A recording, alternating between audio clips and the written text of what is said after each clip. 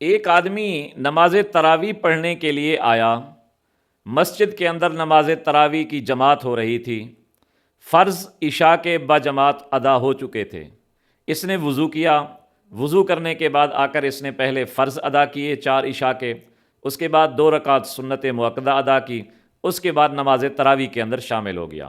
اب جب امام صاحب نماز تراویح ختم کر کے سلام پھیر کر نماز وطر شروع کرنے لگے تو کچھ ساتھیوں کو دیکھا گیا ہے وہ وطر با جماعت ادا نہیں کرتے، وہ باہر آ جاتے ہیں۔